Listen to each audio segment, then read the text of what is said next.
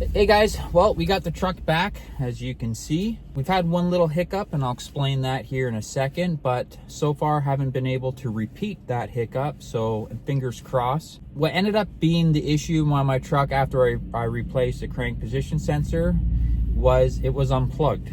Now, it's one of those plugs you plug in and then a little clip goes over which holds it or locks it in place. My guess is I didn't click it enough, and with me basically having to reef up the starter to then put it into place again, I pulled that cable right out. And maybe that was a blessing in disguise, because I did have to really manhandle the starter to get it into place. So I was actually worried that I damaged the harness.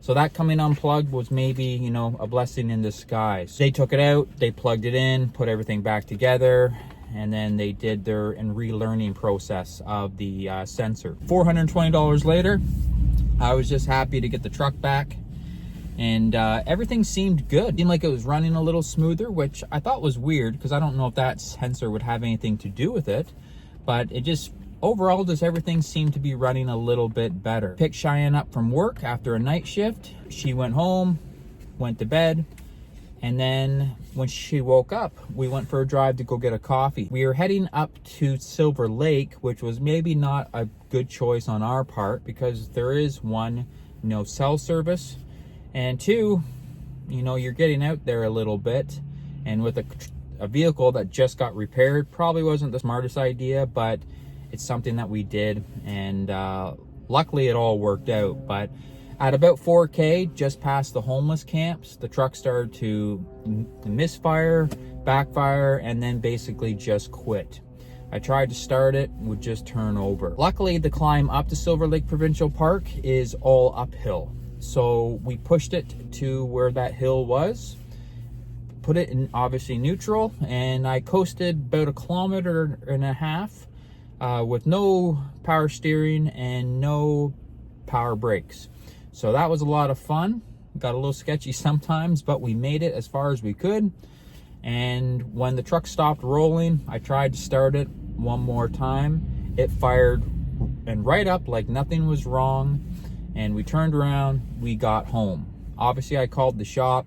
I knew they weren't going to do anything because I bought the part, I put the part in, but I just wanted to ask a few questions. We're up there, I plugged in my scanner, and it was a crank position sensor performance range code in that to them, but I cleared it because I thought maybe that would help with, you know, getting back home. They basically said, well, because it's cleared, you know, just come back if it does it again.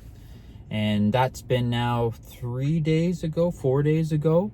Haven't done much driving. This is the longest I've driven it ever since, you know, that initial issue. So I'm in Chilliwack now because I got to get this guy over here some dog food, and unfortunately it's the only place we can get it at. Just wanted to give this an update, because I know, again, a few of you guys are cruising around in your Suburbans and your Yukons or your Tahoes, so in this information, you know, might help you guys in the future. So that's why I'm sharing this video. I know these don't do very well, but again, I want to try to keep it real with you guys. I'm not going to say that it was a shop's fault or whatever. You know, I guess I goofed up, and or just things happen the way they do. You're blurring out my camera. Get out of here. So yeah, we're in Chilliwack. Got to get this guy some dog food, and then maybe we'll go check out a waterfall. This scared me the first time when we moved to Chilliwack. The airport's right here, so the planes fly right over the highway.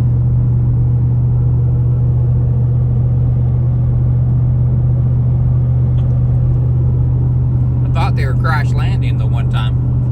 There you go. Take it. Put it over here. We're gonna drop it down in between the seats. You guys can see it, but there's a beautiful waterfall way up in the mountain there. Not so sure if you can hike to it, but it's definitely really big.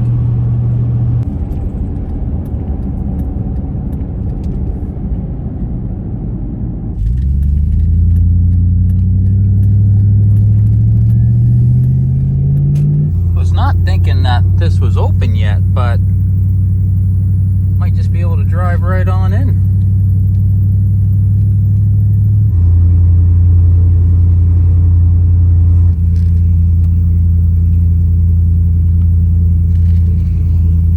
Oh yeah, there's cars here, so that's good. I had no intentions to, still wearing my work clothes, track pants. Forgot poop bags, but Tim's paper bags will do, I guess.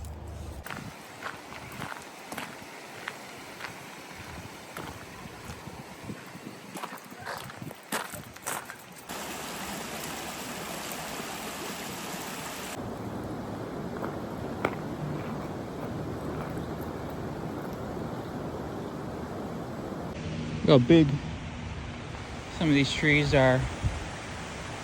This is pretty massive. I can fit almost inside the crack there. Well guys, welcome to Bridal Veil Falls.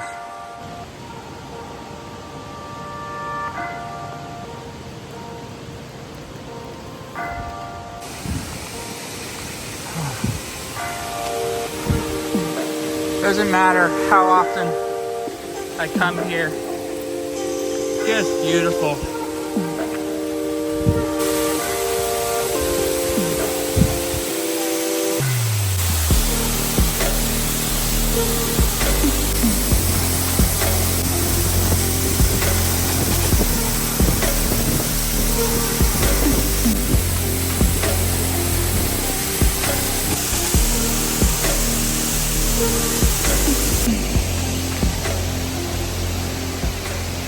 You know, it's been 2 days since I last uploaded a video, and I had the urge to film another one. I love creating content. I love YouTube. Everything about YouTube, I would borderline say I'm obsessed. I love that it forces you to get out and do something. I love all the filming because it gives you the opportunity to, you know, slow down a little bit, enjoy the views, not be in a big rush. Because I think, you know, we're all like that. When we have a place we're going, we try to get there as quick as possible.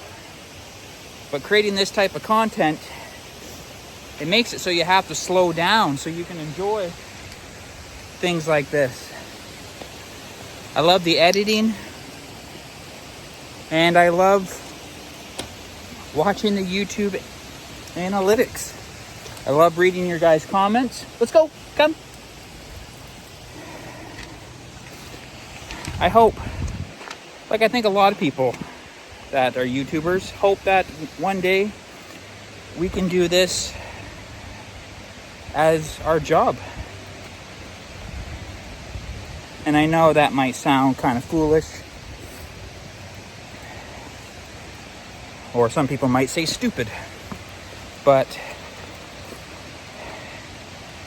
all I would love is just to be able to make enough money that I could survive, pay our bills, and to me it would feel like we won the lottery.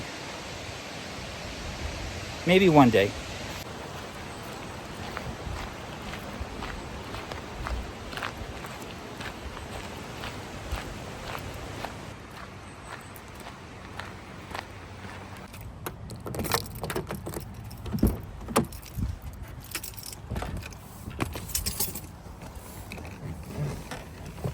Well guys, I didn't want to just put out a video of me whining and complaining about the truck again. So unfortunately that's kind of been a repeat here.